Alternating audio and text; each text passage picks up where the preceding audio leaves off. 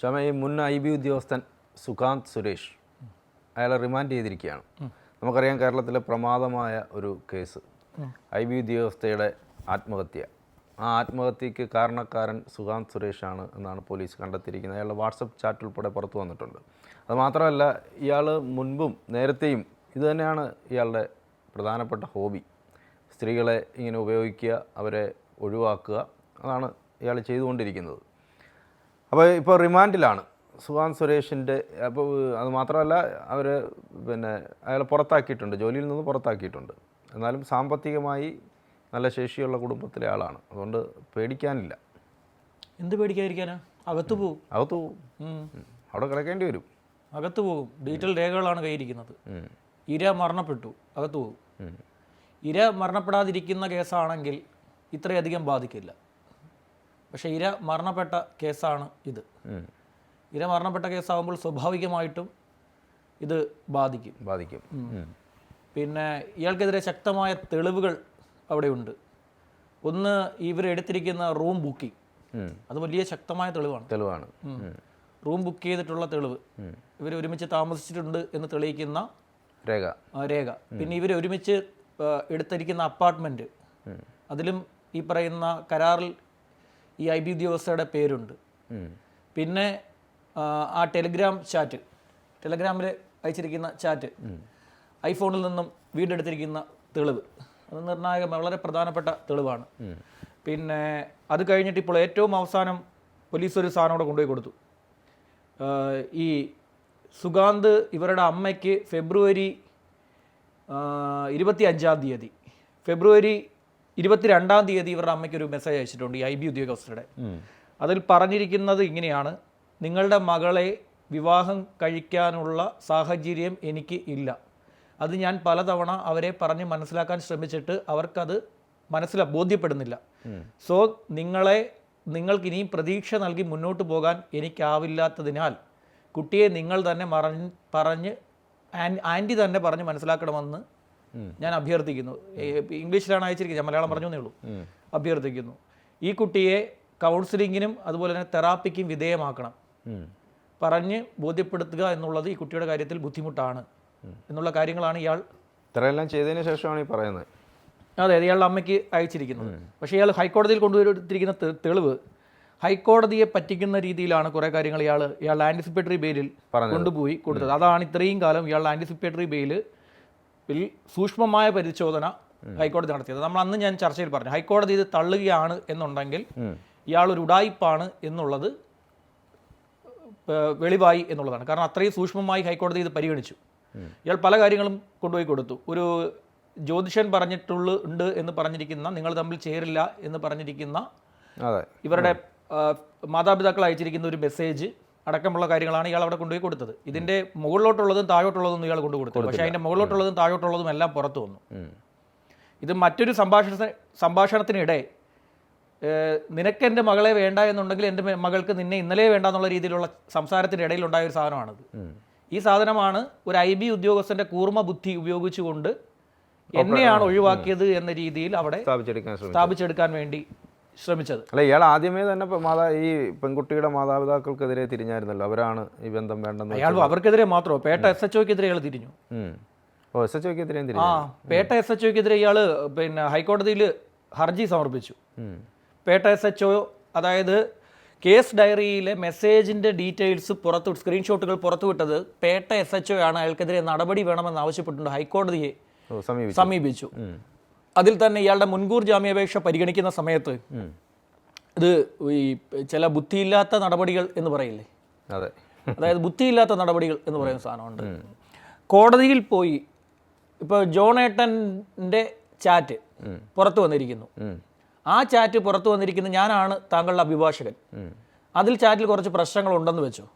ഞാൻ കോടതിയിൽ ചെന്ന് പറയുന്നു ഈ ചാറ്റ് പുറത്തു വിട്ടത് പോലീസാണ്, ഇത് ശരിയല്ല എന്ന് പറഞ്ഞു കഴിഞ്ഞാൽ പിന്നെ രണ്ടാം ഘട്ടത്തിലെ വാദത്തിൽ ഈ ചാറ്റ് ജോണേട്ടൻ്റെതല്ല, അത് കൃത്രിമമായി നിർമ്മിച്ചതാണെന്ന് എനിക്ക് പറയാൻ പറ്റില്ല അഭിഭാഷകനായ എനിക്ക് കോടതിയിൽ. അത് ശരിയാ. ഞാനങ്ങനെ പോയി പറയും. ഞാനിത് പുറത്തു വിട്ടത്, ഈ ചാറ്റ് പുറത്തു വിട്ടത് പോലീസ് പുറത്തു വിട്ടു, ഇത് പോലീസിന്റെ കയ്യിൽ നിന്ന് തന്നെ കോടതിയിൽ വരേണ്ട രേഖ എങ്ങനെ പോലീസ് പുറത്തു പോയി എന്നൊക്കെ പറയുന്ന ഞാൻ, രണ്ടാം ഘട്ടത്തിലെ വാദം വന്നപ്പോൾ ഞാൻ ചെന്ന് പറയുന്നു ഇത് ജോണേട്ടൻ്റെ ചാറ്റല്ല, അത് കൃത്രിമമാണ് എന്നൊക്കെ പറയാൻ പറ്റില്ല. അതവിടെ പൊളിഞ്ഞു. മണ്ടന്മാരായ അപ്പോൾ ഈ വക്കീലിനെ നമുക്കൊന്ന് കാണേണ്ടിയിരിക്കുന്നു. അങ്ങനെയാണ് ഇതിനകത്ത് സംഭവിച്ചിരിക്കുന്നത്. അത് കോടതി പറഞ്ഞത് പോലീസിൽ നിന്ന് ജസ്റ്റിസ് ബെച്ചു കുര്യൻ തോമസ് ആണ് ഈ കേസ് പരിഗണിച്ചത്. അദ്ദേഹമാണ് സാധാരണ ജാമ്യാപേക്ഷയൊക്കെ കൂടുതലും പരിഗണിക്കുന്ന ഒരു കോടതി അദ്ദേഹത്തിൻ്റെതാണ്. അപ്പോൾ അദ്ദേഹം പറഞ്ഞു പോലീസ് തന്നെയാണ് ഇത് പുറത്തുവിട്ടിരിക്കുന്നത്. എങ്ങനെയാണ് പോലീസ് ഇത് പുറത്തുവിട്ടത് എന്നുള്ള ചോദ്യം ചോദിക്കുകയും ചെയ്തു. അതിനുശേഷമാണ് SHOയ്ക്കെതിരെ ഇദ്ദേഹം കൊണ്ട് ഒരു ഹർജി സമർപ്പിച്ചിരിക്കുന്നത്. പോലീസ് ഈ പറയുന്ന പോലെ രേഖകൾ പുറത്തുവിട്ടു എന്നുള്ളത് അവിടെ തന്നെ പ്രോസിക്യൂഷന് ശക്തമായിട്ടുള്ള ഒരു തെളിവായി മാറിയത്. പ്രതി തന്നെ സമ്മതിച്ചു അയാളുടെ ചാറ്റാണ് എന്നുള്ളത് സമ്മതിച്ചു. അതിനിപ്പോൾ അതിനെ എതിർക്കുക എന്നുള്ള ഒരു കാര്യം നടക്കത്തില്ല. ഡിജിറ്റൽ രേഖകളെല്ലാം തന്നെ ഇയാൾക്കെതിരെ വന്നിരിക്കുകയാണ്. സോ അയാൾക്കെതിരെ വിധി വരാനുള്ള സാധ്യതയുണ്ട്. ഇയാൾ നേരെ ചൊവ്വേ ആയിരുന്നെങ്കിൽ പ്രിലിമിനറി പരീക്ഷ പാസ്സായി നിന്ന ആളാണ്. സിവിൽ സർവീസ് പ്രിലിമിനറി പാസ്സായിട്ടുണ്ട്. അയാളുടെ ലിസ്റ്റിലുണ്ട് അയാളുടെ പേര്. അത്രയും ബുദ്ധിമാനായ മനുഷ്യനാണ്. പിന്നെ IB കയറില്ലല്ലോ വെറുതെ. IBയിൽ എത്തുന്ന വെറുതെ ഒന്നും IBയിൽ കയറത്തില്ലല്ലോ. IB അയാൾക്ക് താല്പര്യമില്ല. അയാൾക്ക് സിവിൽ സർവീസാണ് താല്പര്യം. സിവിൽ സർവീസിൽ എത്താൻ വേണ്ടിയുള്ള പ്രിലിമിനറി പാസ്സായി അതിനുശേഷം മെയിൻ എക്സാമിന് വേണ്ടി തയ്യാറെടുക്കുന്നതിനിടെയാണ് ഈ സംഭവങ്ങളൊക്കെ ഉണ്ടാകുന്നത്. ഇതിനു മുമ്പ് വേറൊരു കാര്യം കൂടി, ഇവർ ഈ കേസിലെ ഒരു പ്രധാനപ്പെട്ട വേറൊരു സാക്ഷിയുണ്ട്. ഇവർ താമസിച്ചിരുന്ന വീടിൻ്റെ ഉടമസ്ഥൻ, ഇവർ താമസിച്ചിരുന്ന അപ്പാർട്ട്മെൻറ്റിൻ്റെ ഉടമസ്ഥൻ, ഈ അപ്പാർട്ട്മെൻറ്റിലെ ഉടമസ്ഥനെ ഈ യുവതി മരണപ്പെടുന്നതിന് മുമ്പ് ഇയാൾ വിളിക്കുകയും ഈ യുവതി താമസിച്ചിരുന്ന വീടിൻ്റെ ഉടമസ്ഥൻ, അതായത് തിരുവനന്തപുരത്ത് താമസിച്ചിരുന്ന പേയിങ് ഗസ്റ്റായി താമസിച്ചിരുന്ന വീടിൻ്റെ ഉടമസ്ഥൻ, ആ ഉടമസ്ഥനെ ഇയാൾ വിളിക്കുകയും യുവതി അവിടെ റൂമിലുണ്ടോ എന്ന് പോയി നോക്കാൻ ആവശ്യപ്പെടുകയും അത് പ്രകാരം അവർ ആ റൂമിൽ പോയി നോക്കുകയും ചെയ്തിട്ടുണ്ട്. അവിടെ ഇയാൾ പറഞ്ഞിരിക്കുന്നത് തൻ്റെ ഭാര്യയാണ് ഇത് എന്നാണ്. അവിടെ പറഞ്ഞിരിക്കുന്നത് അതും തെളിവായി. അവർ സാക്ഷിയായി കേസിൽ. അവർ കേസിൽ സാക്ഷിയാണ്. ഡിജിറ്റൽ തെളിവുകൾ ഉണ്ട്. കേസിലെ പ്രധാനപ്പെട്ട സാക്ഷി ഈ കുട്ടിയുടെ അമ്മ ഒന്ന് അമ്മ, പിന്നെ അച്ഛൻ. ഇവർക്കൊക്കെ ഇയാൾ വിളിക്കുകയും മെസ്സേജ് അയക്കുകയും ഒക്കെ ചെയ്തിട്ടുണ്ട്. തെളിവാണതല്ല. ഇപ്പോൾ ഇവർ തമ്മിലുള്ള സംസാരം മാത്രമായിരുന്നെങ്കിൽ അത് അത്രയും ശക്തമായിട്ടുള്ള തെളിവായി മാറില്ലായിരുന്നു. പക്ഷേ ഇയാൾ എന്ത് ചെയ്തു എന്ന് വെച്ച് കഴിഞ്ഞാൽ, ഇയാൾ ഈ കുട്ടിയുമായി അടുപ്പമുണ്ടായിരുന്നു എന്ന് തെളിയിക്കുന്ന രേഖകളെല്ലാം കാണിക്കാൻ പറ്റുന്ന രീതിയിൽ ഇയാൾ ഈ കുട്ടിയുടെ ചുറ്റുമുള്ള ആളുകളുമായി സംസാരിച്ചു. അവരുടെ ഫോണുകളിൽ ഇയാൾ അയച്ചിരിക്കുന്ന മെസ്സേജുകളുണ്ട്. അതുപോലെ തന്നെ ഇയാൾ വിളിച്ചിരിക്കുന്ന കോൾ ഡീറ്റെയിൽസിൻ്റെ അവരുടെ CDR എടുത്തു കഴിഞ്ഞാൽ ഇയാൾ വിളിച്ചിരിക്കുന്നത് കണക്റ്റ് ആവും. പിന്നെ ഇവർ ഒരുമിച്ച് വീടെടുത്ത് എറണാകുളത്ത് താമസിച്ചിട്ടുണ്ട്. അവിടുത്തെ വാടക ആ താമസ സ്ഥലത്തിൻ്റെ ഉടമസ്ഥനും സാക്ഷിയാണ്. അതും ഭാര്യ ഭർത്താക്കന്മാരെന്നുള്ള രീതി. അതെ, ഭാര്യ ഭർത്താവ് എന്ന് പറഞ്ഞാൽ താമസിച്ചിരിക്കുന്നത്. സോ അവിടെ ഉണ്ട്. പിന്നെ അതുകൂടാതെ ഇവർ നേരത്തെ താമസിച്ചിരുന്ന റൂം എടുത്തിരിക്കുന്ന സ്ഥലങ്ങളിലെ രേഖകൾ, ഇതെല്ലാം തെളിവാണ്. ബാക്കിയൊക്കെ ഇത്തരം തെളിവുകൾ വളരെ സ്ട്രോങ് ആണ്. ബാക്കിയൊക്കെ ഇവർ തമ്മിൽ പ്രണയബന്ധത്തിലായിരുന്നു. ഇവർ തമ്മിലുള്ള ബാക്കിയൊക്കെ വാദിക്കാൻ പറ്റുന്നതേ ഉള്ളൂ. അതായത് ഞങ്ങൾ തമ്മിൽ പ്രണയബന്ധത്തിലായിരുന്നു, ഞങ്ങൾ തമ്മിൽ ചെറിയ അസ്വാരസ്യമുണ്ടായി. ആ സ്വാരസ്യത്തിൻ്റെ മനോവിഷമത്തിൽ പെട്ടെന്നുള്ള ഒരു വിഷമത്തിൽ കുട്ടി കാട്ടിക്കൂട്ടിയതാണെന്ന് വേണമെങ്കിൽ വാദിക്കാൻ പറ്റുമായിരുന്നു. പക്ഷേ ഇതല്ല. ഇവിടെ ഒന്നെന്ന് വെച്ച് കഴിഞ്ഞാൽ അബോർഷൻ നടത്തിയിരിക്കുന്നു. അബോർഷൻ നടത്തിയ ഹോസ്പിറ്റലിൽ ഹാജരാക്കിയ വ്യാജ വിവാഹ ക്ഷണക്കത്ത്, അത് തെളിവാണ്. അത് അവരുടെയിലുണ്ട്. ഹോസ്പിറ്റലുണ്ടായിരുന്നു, അതെടുത്തു. ഇതെല്ലാം തെളിവാണ്. വ്യാജ വിവാഹ ക്ഷണക്കത്ത് ഉണ്ടാക്കിയാണ് അബോർഷൻ നടത്തുന്നത്. അതെ, വ്യാജ വിവാഹ ക്ഷണക്കത്ത് രൂപപ്പെടുത്തിയെടുത്തു. അതിനുശേഷമാണ് ഈ പറയുന്ന ഈ അബോർഷൻ നടത്തിയിരിക്കുന്നത്. തങ്ങൾ രണ്ടുപേരും കേന്ദ്ര സർക്കാർ വിഭാഗത്തിലെ ജീവനക്കാരാണെന്ന് ID കാർഡ് വരെ സമർപ്പിച്ചിട്ടുണ്ട് രണ്ടുപേരുടെയും. അത് ചെയ്യാൻ പാടില്ല. അതിനാണ് ഇയാളെ പുറത്താക്കാൻ വേണ്ടിയുള്ള തീരുമാനം IBയിൽ എടുത്തത്. കാരണം ഇയാളുടെ ഐഡന്റിറ്റി വെളിപ്പെടുത്തിയല്ല, ഐഡന്റിറ്റി തെറ്റായ കാര്യത്തിന് വേണ്ടി ഇന്ത്യൻ ഇന്റലിജൻസ് ബ്യൂറോയുടെ ഔദ്യോഗിക ID അത് ദുരുപയോഗം ചെയ്തു. അതാണ് ഇയാൾക്കെതിരെയുള്ള പ്രധാനപ്പെട്ട ഒരു കുറ്റകൃത്യം. കേരള പോലീസ് രജിസ്റ്റർ ചെയ്തിരിക്കുന്ന വഞ്ചനാ കുറ്റവും റേപ്പ് കേസിനും പുറമെ IB കണ്ടെത്തിയിരിക്കുന്ന കാര്യം അവരുടെ ID കാർഡ് തെറ്റായ കാര്യത്തിന് ഉപയോഗിച്ചു എന്നുള്ളതാണ്.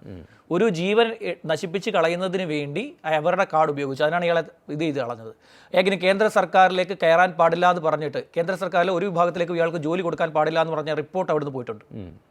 കേന്ദ്ര പ്രധാനപ്പെട്ട ഒരു സർവീസിലും കയറാൻ പാടില്ല, ജോലി കൊടുക്കാൻ പാടില്ല എന്നുള്ള രീതിയിൽ പൂർണ്ണമായും ഏകദേശം അയാളുടെ ഫ്യൂസ് ഏകദേശം ഊരപ്പെട്ട് കഴിഞ്ഞു. ശക്തമായ തെളിവുകളാണ് ഉണ്ടാക്കി വെച്ചത്. അതിശക്തമായ തെളിവുകൾ ഉണ്ടാക്കി വെച്ചിരിക്കുന്ന ഒരാൾക്ക് പിന്നെ ഊരാൻ പ്രയാസമാണ്. ഞാൻ പറഞ്ഞല്ലോ, ബാക്കിയുള്ളതൊക്കെ വാദിക്കാൻ പറ്റുമായിരുന്നു. ഞങ്ങൾ തമ്മിൽ പ്രണയബന്ധം ഉണ്ടായിരുന്നു, ഒരു ഘട്ടത്തിൽ അത് തെറ്റിപ്പിരിഞ്ഞു. അതിനുശേഷം പിന്നെ ഉണ്ടായ മനോവിഷമത്തിൽ ആ കുട്ടി അങ്ങനെ ചെയ്തു. പെട്ടെന്നുള്ള ഒരു വികാര വിക്ഷോഭത്തിൽ അത് ചെയ്തു. എനിക്ക് അത് പിന്തിരിപ്പിക്കാൻ വേണ്ടി ഞാൻ ഫോണിൽ വിളിച്ചു, കിട്ടിയില്ല എന്നുള്ള വാദങ്ങളൊക്കെ നടത്താൻ പറ്റുമായിരുന്നു. പക്ഷേ അതിനപ്പുറം എന്താ പറയുക, അതിനു മുമ്പ് തന്നെ ഈ കുട്ടിയെ ഉപേക്ഷിച്ചു എന്ന് പറഞ്ഞുകൊണ്ട് ഇയാൾ അയച്ചിരിക്കുന്ന മെസ്സേജസ് എല്ലാം ആ കുട്ടിയുടെ ബന്ധുക്കളുടെ വക്കലുണ്ട്. അതാണ് സംഭവിച്ചിരിക്കുന്നത്. ഇയാൾ ഫെബ്രുവരി കഴിഞ്ഞ വർഷം ഫെബ്രുവരി 9 മുതൽ ഇവരുടെ പ്രശ്നമുണ്ട്. ഫെബ്രുവരി 9 അയച്ചിരിക്കുന്ന ചാറ്റാണ് നീ എന്ന് മരിക്കും ചോദിച്ചിരിക്കുന്നത്. നീ എന്ന് മരിക്കും എന്ന് ചോദിച്ചിരിക്കുന്നത്. നീ മരണപ്പെട്ട്, അപ്പോൾ ഈ കുട്ടി അതിന് ഓഗസ്റ്റ് 9 മരിക്കുമെന്ന് മറുപടി പറഞ്ഞിട്ടുണ്ട്. നീ മരണപ്പെട്ടിട്ട് വേണം എനിക്ക് അവളെ വിവാഹം കഴിക്കാൻ. അതായത് ഇവിടെ മൂന്നാമതൊരാൾ കൂടി ഏതോ ഒരു വനിത കൂടിയുണ്ട്. പിന്നെ ഇയാൾക്കെതിരെ ഒരു മൊഴി കൂടി വന്നിട്ടുണ്ട്. അത് ഒരു സഹപ്രവർത്തകയുമായി ബന്ധപ്പെട്ട ഒരു ലൈംഗിക ആരോപണമുണ്ട്. അത് പോരാഞ്ഞിട്ടൊരു പിന്നെ ഇതര സംസ്ഥാനത്ത് നിന്നുള്ള ഒരു യുവതിയുമായിട്ടുള്ള ബന്ധം. ആ യുവതി പരാതി കൊടുത്തിട്ടുണ്ട്. ആ യുവതിയുടെ പരാതിയും പോലീസ് രേഖയിൽ മൊഴിയെടുത്തിട്ടുണ്ട്. അപ്പോൾ ഇതെല്ലാം ഇയാൾക്കെതിരായിട്ടുള്ള തെളിവായിട്ട് വരും. ഈ കാര്യം, അതായത് ഇത് വളരെ ഭീകരമായിട്ടുള്ള ചോദ്യമാണ്. ഹൈക്കോടതി വിലയിരുത്തിയതും അതാണ്. നിങ്ങൾക്ക് ഇതിൽ പൂർണ്ണമായ ഉത്തരവാദിത്തമുണ്ട് ഈ കുട്ടി മരണപ്പെട്ടില്ലെന്ന്. അതെ, അതുകൊണ്ടാണ് ചോദിക്കുന്നത്, നീ എന്ന് മരിക്കുമെന്ന് ചോദിച്ച ഒരാളെ ആ മരണത്തിലേക്ക് തള്ളിവിടുകയാണ് യഥാർത്ഥത്തിൽ. അതെ, മരണത്തിലേക്ക് തള്ളിവിട്ടുകയാണ്. മരണത്തിലേക്ക് തള്ളിവിട്ടുകയാണ്. ഇങ്ങനെയൊക്കെയുള്ള ചോദ്യങ്ങൾ ഇപ്പം ഞാൻ പറഞ്ഞതുപോലെ തന്നെ പ്രണയബന്ധമാകുമ്പോൾ പലതരത്തിലുള്ള പ്രശ്നങ്ങൾ, ചേരാത്തവർ തമ്മിൽ മുന്നോട്ട് പോകാത്തത് തന്നെയാണ് നല്ലത്. അത് സമാധാനപരമായി രണ്ടുപേരും പറഞ്ഞ് മനസ്സിലാക്കി അവസാനിപ്പിക്കുന്ന ഏറ്റവും നല്ല കാര്യം. എല്ലാ ബന്ധങ്ങളും ഒന്നും ചേർന്ന് പോകാൻ ബുദ്ധിമുട്ടായിരിക്കും. ചിലപ്പോൾ അടുക്കുമ്പോഴായിരിക്കും അറിയാൻ പറ്റുന്നത് ഇതൊന്നും ചേർന്ന് പോകത്തില്ല, നമുക്ക് പറ്റിയ ആളല്ല. അങ്ങനെയുള്ള പ്രശ്നങ്ങൾ, അങ്ങനെയുള്ളത് പിന്നീട് പോയി പിന്നെ കോടതിയിലെ ഈ പറയുന്ന പോലെ ഫാമിലി കോർട്ടിൻ്റെ വരാന്തയിൽ പോയി നിരങ്ങി കണ്ട അഭിഭാഷകർക്കൊക്കെ പൈസ കൊടുത്ത് ഫാമിലി കോർട്ടിൽ കയറി ഇറങ്ങിയുള്ള ജോലിയുടെ സമയവും കളഞ്ഞ് ലൈഫും കളഞ്ഞ് നടക്കുന്നതിനേക്കാൾ നല്ലത് ചേരാതിരിക്കുന്നത് തന്നെയാണ് നല്ലത്. പക്ഷേ അങ്ങനെ ചേരാതെ പിരിയുമ്പോൾ തന്നെ അതിന് തക്കതായ കാരണം പറഞ്ഞുകൊണ്ട് മനസ്സിലാക്കി പോകണം. അല്ലാതെ എതിരി നിൽക്കുന്ന ഒരാളെ കൊലപ്പെടുത്തുവാൻ വേണ്ടി അയാൾ മരണപ്പെട്ടാലേ എനിക്ക് ഗുണമുണ്ടാവുകയുള്ളൂ എന്നുള്ള ചിന്തയിൽ ആത്മഹത്യയിലേക്ക് തള്ളിവിടാൻ വേണ്ടി മനഃപൂർവ്വം ഓരോന്ന് പറഞ്ഞ് ശ്രമിക്കരുത്. ഓരോന്ന് ശ്രമിച്ചുകൊണ്ടേ ഇരുന്ന് കഴിഞ്ഞാൽ സംഭവിക്കുന്ന ഒരു കാര്യം ഇതാണ്. പ്രത്യേകിച്ച് എതിരി നിൽക്കുന്ന ഒരാളുടെ മനസ്സിൻ്റെ ബലം എത്രത്തോളമാണെന്ന് നമുക്ക് അളക്കാൻ പറ്റില്ല. നമുക്കൊരിക്കലും അളക്കാൻ പറ്റില്ല. ഒരിക്കലും എന്താ പറയുക, അങ്ങനെ ഒരു വാക്ക് നമുക്കിപ്പോൾ എത്ര ദേഷ്യം വന്നാലും നീ പോയി ചാവ് എന്ന് പറഞ്ഞു കൊടുക്കരുത്. നീ പോയി ചാവ് എന്നുള്ള വാക്ക് പറഞ്ഞു കൊടുക്കരുത്. അല്ലെങ്കിൽ തന്നെ നീ എന്ന് മരിക്കും, നീ മരിച്ചാലേ എനിക്കൊരു ഗുണം ഉണ്ടാവും.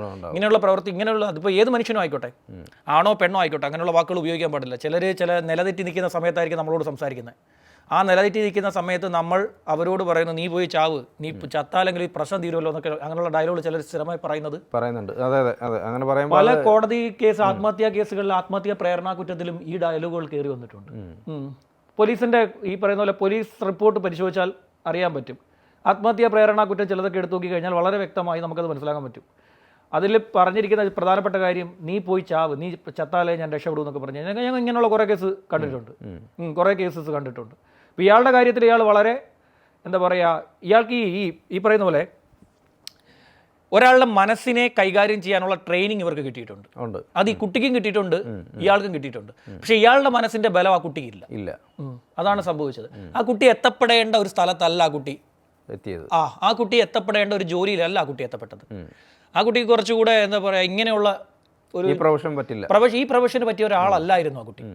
അത് വളരെ സാധുവായിട്ടുള്ളൊരു കുട്ടി ആയിരിക്കാം. അതുകൊണ്ടായിരിക്കാം ഇത് പെട്ടെന്ന് ഇങ്ങനെ ഒരു സംഭവത്തിൽ പോയി തലവെച്ച് അതിൽ പോയപ്പോഴാണ് അത് കുറച്ചുകൂടെ മനസ്സിന് കുറച്ചുകൂടെ ബലമുള്ള. അതേസമയം ഇയാൾ വളരെ എന്താ പറയുക, മെൻ്റലി നല്ല പവർഫുൾ ആയിട്ട്. ഇയാളെ ഇന്നലെ എന്നെ ഒരു പോലീസ് ഉദ്യോഗസ്ഥൻ സംസാരിച്ചപ്പോൾ അദ്ദേഹം പറഞ്ഞു, ഇയാളുടെ പിന്നെ ഇവരുടെ ഒരു ബന്ധു പേട്ട പോലീസ് സ്റ്റേഷൻ്റെ അകത്ത് വെച്ചിട്ട് ഇയാളെ പിടിച്ച് വലിച്ചു എന്ന്. പിടിച്ച് ആ ബന്ധു കയറി കഴുത്തിന് പിടിച്ച് വലിച്ചു എന്ന് പറഞ്ഞു. ഇപ്പോൾ ഒരു പോലീസ് ഉദ്യോഗസ്ഥൻ എന്നോട് ഇങ്ങനെ സംസാരിച്ചപ്പോൾ പറഞ്ഞു പിടിച്ച് വലിച്ചു എന്ന്. അറിയാലോ, ആ സ്റ്റേഷൻ നമുക്കറിയാലോ, നമുക്ക് പരിചയമുള്ള സ്റ്റേഷനുമാണ്. അപ്പം ഇങ്ങനെ വിളിച്ച് വലിച്ചു എന്ന് പറയും. ഒരു കൂസലും ഇല്ലാതെ ഇങ്ങനെ നിന്ന്. അപ്പോൾ മെൻ്റലി നല്ല അത് സ്ട്രോങ് ആണ്, മാനസികമായി ഇതിനെയൊക്കെ നേരിടാൻ തയ്യാറായിട്ടുള്ള ഒരാളാണ്. ഇതിനെയൊക്കെ ഞാൻ നേരിടും, ഇതിനെയൊക്കെ നേരിട്ട് ഞാൻ മുന്നോട്ട് പോകും. അങ്ങനെ ചിന്തിക്കുന്നവർക്ക് ഇതൊന്നും ഒന്നുമല്ല. പക്ഷേ അയാളെ സംബന്ധിച്ച് ഇതെല്ലാം തെളിവുകളായി വന്നില്ലേ ഇപ്പം? അതിൽ ഞാൻ പറഞ്ഞേ, അങ്ങനെ ചിന്തിക്കുന്നവർക്ക് ഇതൊന്നും ഒരു പ്രശ്നമല്ല. പറയുന്ന പോലെ തന്നെ എന്തെങ്കിലും ഒരു പശ്ചാത്താപമോ കുറ്റബോധമോ ഒക്കെ ഉണ്ടായിരുന്നെങ്കിൽ ഇയാൾ എന്തെങ്കിലും കാട്ടിക്കൂട്ടിയാണ്.